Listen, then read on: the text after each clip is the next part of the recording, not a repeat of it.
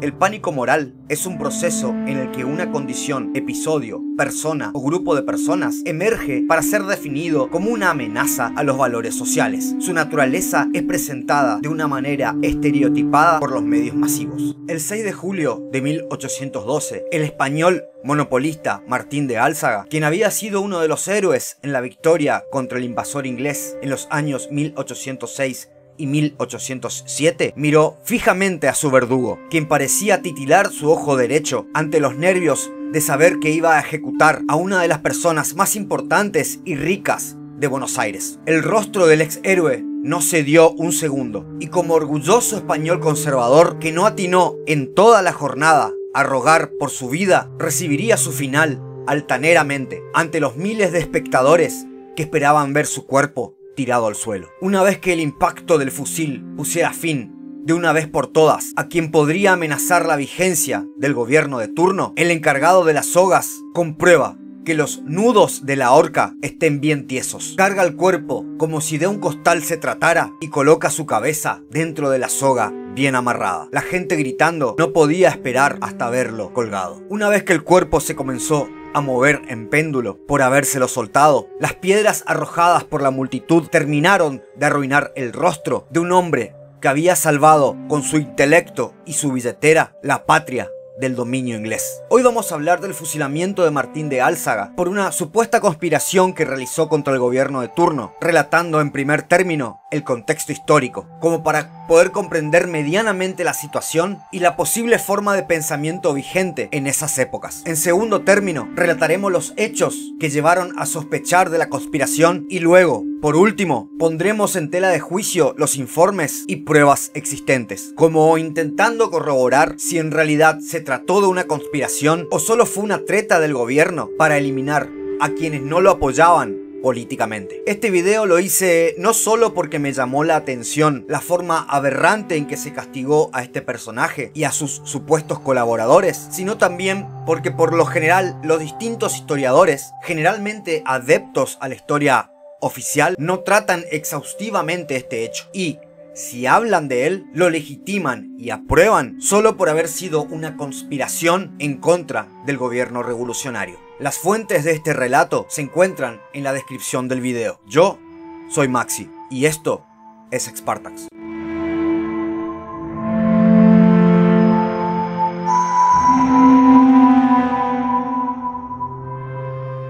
Capítulo 1. Contexto histórico. En Buenos Aires había ocurrido una revolución. Se abandonó el anterior gobierno en manos de españoles para poder continuarlo los nacidos en el suelo que muchos años después se llamaría Argentina. Los españoles ostentaban, antes de la revolución, los altos cargos políticos y el comercio mayorista y minorista, y eso resentía a los criollos. Este cambio de gobierno y la posterior amenaza de que se volviera al arreglo con España significaron, entre otras cosas, una ola de represión, castigos y prohibiciones hacia todo lo que atente contra el pensamiento del nuevo régimen. Y eso no es todo. De considerarse todos españoles, se pasó a una diferenciación extrema por nacimiento o pertenencia, y comenzó un odio muchas veces infundado de los criollos contra los nacidos en la península. La prensa del momento y decisiones políticas, como ser, por ejemplo, expulsiones de españoles solteros de Buenos Aires, ayudaron mucho para concientizar en ese sentido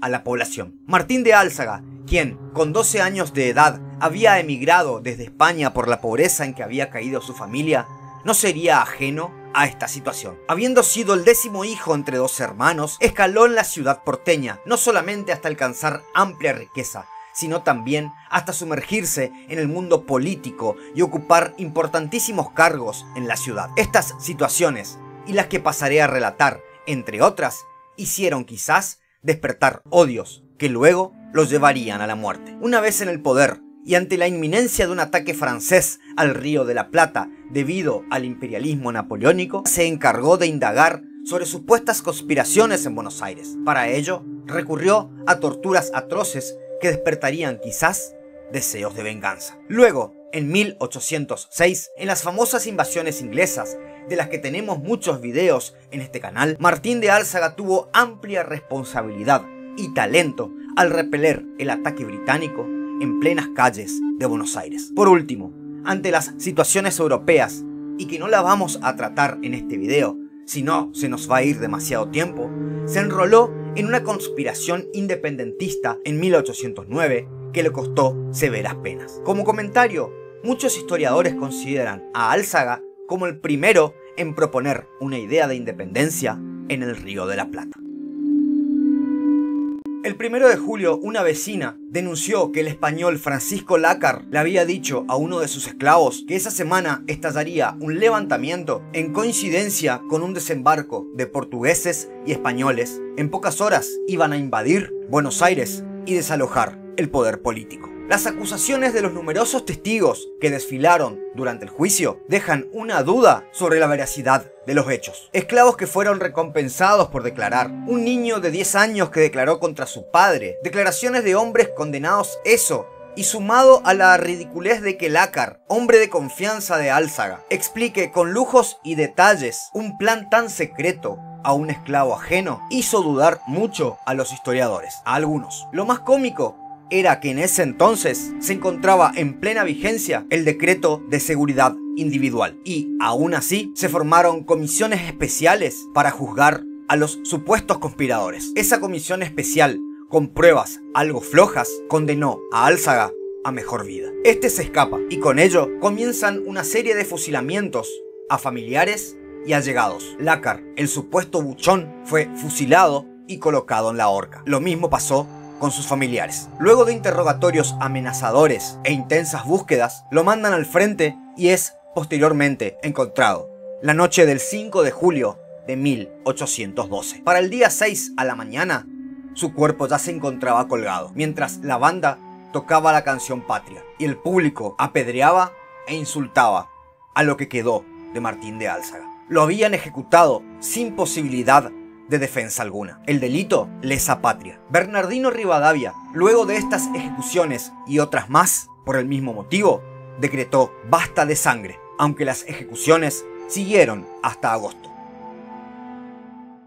Para muchos, al menos eso dicen algunos historiadores, Álzaga era un signo de la posibilidad de la vuelta de España al poder. Quizás el gobierno debía eliminarlo por significar una amenaza y debieron sacárselo de encima. Quizás fue el chivo expiatorio, la víctima de lo que en sociología se conoce como pánico moral, es decir, un desviado sobre el cual un grupo dominante hace caer un fuerte poder represivo. Ahora, ¿fue real tal conspiración? ¿Existía esa idea por parte de Álzaga y algunos españoles? Al parecer, sí. De hecho, un propio descendiente del mismo, llamado Enrique Williams Álzaga, manifiesta años después que había hallado en los archivos brasileros correspondencia que denotaba que existían contactos entre los conspiradores, el portugués de Sousa y los realistas de Montevideo. Paralelamente a esto, y ya para ir cerrando, documentos guardados en cancillerías norteamericanas e inglesas permiten encarar el complot de Álzaga con otros elementos. Álzaga parece haberle ofrecido dinero a un representante de Portugal, encargado de negociar la paz entre el Río de la Plata y Portugal, para que no sacara a las tropas. Y este representante, de apellido Rademacher o Rademacher, había informado esto al triunvirato, y para no mandar al frente a aquel, se inventó la historia del esclavo Ventura. Rademacher, obviamente de origen inglés, antes de que salte a la luz todo, volvió urgentemente a Río de Janeiro, al parecer con el dinero. Nos dice Omar López Mato: a pesar de que el complot no había tenido principio de ejecución alguno, ni se conocía la amplitud y alcances del mismo, la Logia Lautaro y la Sociedad Patriótica pidieron un castigo ejemplar de los conjurados. Conclusiones. Sin dudas, estas épocas son muy difíciles de analizar. Los pensamientos de las personas no son algo homogéneo e inmutable. Todo lo contrario, pasamos de una convicción a otra en cuestión de minutos. Imagínense tratar de indagar sobre los pensamientos de las personas que murieron hace más de 200 años. Con esto, comprobamos que la historia será, en su mayor porcentaje, un compendio de dudas. Y quizás eso sea lo más llamativo de ella. Fue Álzaga quizás el centro de imputación de un odio y un miedo generalizado. Y tales delitos de traición a la patria, o mejor dicho, al gobierno de turno eran castigados con la pena capital.